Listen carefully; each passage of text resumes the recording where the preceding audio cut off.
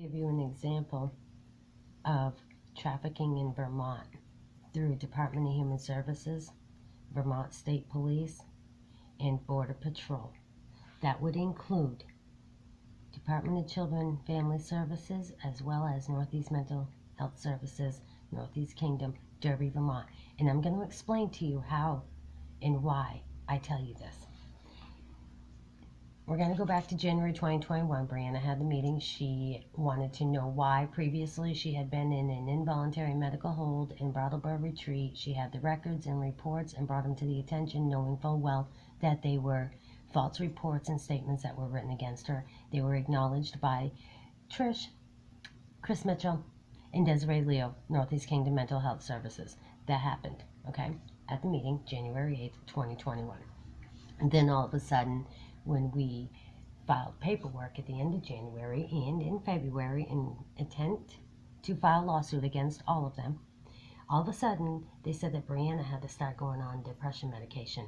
During this time, Kevin, her ex, was on schizophrenic and paranoia pills, plus he was making crystal meth in the apartment. Brianna tried telling him he couldn't go up there anymore. She tried telling Aaron Ordway she knew what was going on. They kept on doing all kinds of stuff to Brianna, and they were abusing Brianna. It's all on audio record. And I had nothing to do with it. I had no conversation with anybody.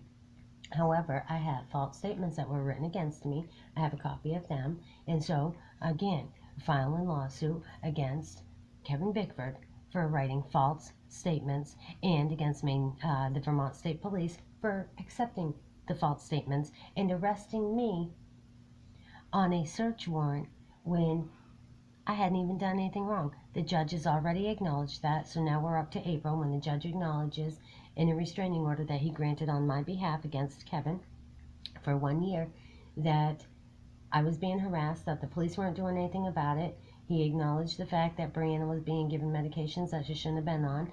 I made it very well known that he could hear my daughter going through what was to be thought to be a miscarriage through the wall. And you could hear Brianna asking for the phone because she was so ill that she needed help and Kevin wouldn't give her the phone. He told her no. So that's all on audio record and shared previously to YouTube. Go under my name, Kim C. House. Go under House for Justice, Island Pond, Vermont, domestic violence. You're going to hear it all. And go under Northeast Kingdom Mental Health Services, Department of Human Services. You're going to hear it all. Vermont State Police. You're going to hear every single one of them I've put out there. So knowing that happened, then they put Brianna in a no contact order, saying that I can't have contact with her, vice versa, even through a third party. Well, so when Brianna ended up, she wrote to the state's attorney and to her court-appointed pretender, Laura Wilson, from Guildhall, Vermont.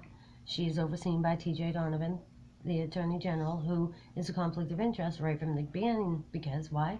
We had already filed charges against him, but because they dismissed them by saying that they couldn't return to sender on our mail, all kinds of stuff they've been doing since 2019, okay? And USPS postal worker Janina Island Pond already verified that there was no court mail coming from myself or Brianna.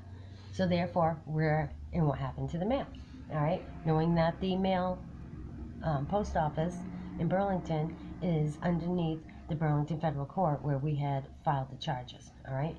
So now we're up to May.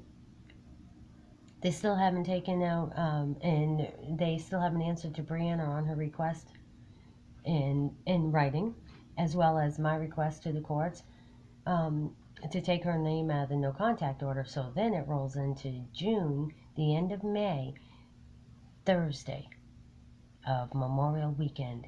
They showed up and they took my grandson from my daughter, and they charged my daughter with felon charges. They trespassed her from her own fucking apartment. She lost everything. They locked us both out of our apartments. We lost everything.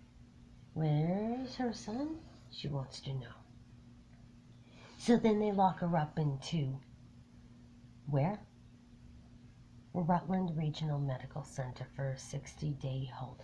Then they let her out in August 26th. August 26th, my daughter contacted me. First time since July 17th when she was being abused, and it was reported being abused by some guy in Rutland Regional Medical Center. I got the screaming on audio record, and I shared it to the Rutland Police Department. And I called them again on July 21st, and they still didn't do anything except for they cut conversation between me and my daughter. They wouldn't have any contact.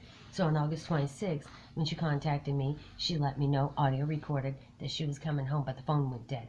Then on August 28th, she called me again from Northeast Kingdom Mental Health Services, and she didn't know where she was. Some woman had dropped her off, and they were supposed to take her to a motel. Well, that didn't help. Did it, Chris Mitchell? Okay, so there is the setup right there. Chris Mitchell knew that Brianna had AAA on their way. I had initially set up the call to pick up Brianna in her car by AAA. Then Chris Mitchell called the police and told them that AAA was on the way, but he couldn't stay there any longer. And that was after he had already said he'd bring Brianna home. Then he said he wouldn't. Then he called the cops on her once he found out that she was going to be able to leave. Well, she left, but it wasn't in a good situation. She ended up not leaving with her car. They told her they didn't have her car keys. Vermont did not help her. I have all reason to believe they're the ones that canceled the call, because Vermont State Police headquarters knew and asked me for the phone number. I gave them the phone number for AAA, told them that I had confirmation that there was a driver on the way for 8:22 p.m. that night. They canceled her call. They kept Brianna's car. Brianna ended up getting picked up. She was found delusional and lost inside a laundromat. A lady took her upstairs to her apartment, watched over her, and was going to get her back to me in Maine. And then it ended up that Brianna was having a situation. She was upset about something. She went downstairs to get her mail, and it was noticed that Brianna wasn't doing well. She was really upset. She wasn't feeling well, and she wasn't oriented. She was emotionally distraught, and she just wasn't thinking properly. She was coherent. She knew what was going on. I did talk to her for a little bit. Janine kept her with her for the day, and then she called me and she brought her to me that night. She was doing much better. She was more responsive, and she was happy to be home. However, my home was in repair. So she went to Gordon's house for a couple days, but she never returned from Gordon's house. Then they sent her up to somebody else's house, is what they told me. But I haven't gotten that part yet. And then they say that she was over in the middle of the night knocking on somebody's door looking for help. Well, why was that, Gordon? He still won't answer to that. So then he ends up putting her on a bus, and then she ends up missing off the Greyhound bus, gets put on an airplane. How did that happen? She doesn't remember, and she's been asking those questions herself, trying to figure it out. Then she's found in where? Daytona Beach. She was marshman acted or some shit like that. And then she was again found in Daytona Beach in a hospital. And then she was in the hospital for several days. She was also in a missing persons report. But so knowing that she was in a missing persons report and she was in the hospital, but the deputy said, the hospital said she wasn't there. So then a couple months later, she gets found all abused, beat up from head to toe, and near dead in Orlando Regional Medical Center. Vermont State Police contacted me and told me that I needed to make medical decisions because I'm her mother. So I contacted down there. It wasn't long after that they filed what? A no contact, some kind of order for an arrest warrant for me. So they try to set me up again. Okay, well, I see that game, Vermont.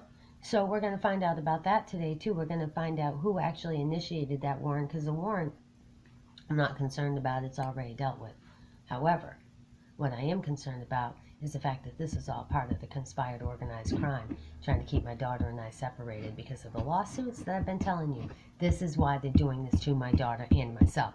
So, during the time that she was found, I had left the home to travel down to Florida, and I handed out missing persons flyers.